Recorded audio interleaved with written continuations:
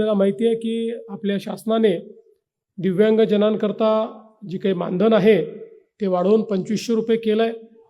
वेगवेगळ्या योजनांच्या माध्यमातून शिक्षण असेल, आरोग्य असेल आणि रोजगार असेल, या तिन्ही बाबतीत आपला हा प्रयत्न आहे की दिव्यांगजनांना त्या ठिकाणी सन्मान मिळाला पाहिजे.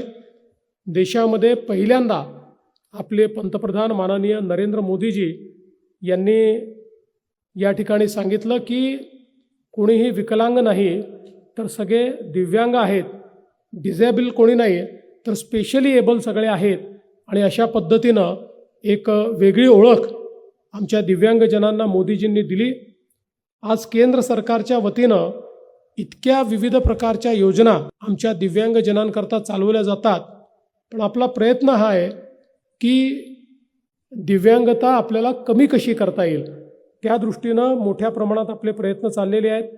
विशेषतः आमचे जे कर्णबधिर मुलं आहेत यांना जर त्यांच्या लहानपणीच जर या गोष्टी लक्षात घेऊन कॉक्लिअर इम्प्लांटसारखे जे काही आपण वेगवेगळ्या प्रकारचे ऑपरेशन करतो ते जर केले तर शेवटी ऐकू येत नाही म्हणून बोलता येत नाही, ते जर ऐकू यायला लागलं तर ते बोलू देखील शकतात.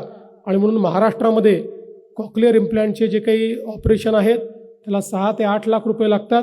महाराष्ट्र शासनाच्या वतीनं हे ऑपरेशन्स मोफत करण्याचा निर्णय आम्ही घेतला आणि गेले काही वर्ष सातत्याने हे ऑपरेशन्स आपण मोफत करतो.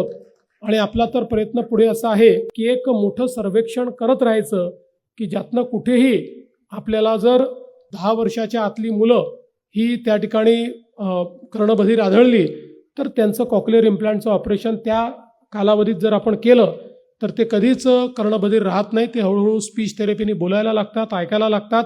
आणि हा देखील प्रयत्न मोठ्या प्रमाणात आपण करतोय.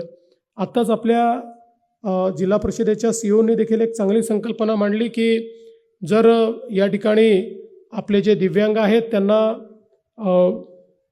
रोजगार देण्याच्या दृष्टीने हे जे काही झोमॅटो असतं, ब्लिंकिट, स्विगी वगैरे, तर त्या आमच्या दिव्यांगांना आवश्यक त्यांच्या जी काही डिझॅबिलिटी आहे त्याच्याप्रमाणे डिझाईन केलेल्या गाड्या या त्यांना आपल्याला देता येतील.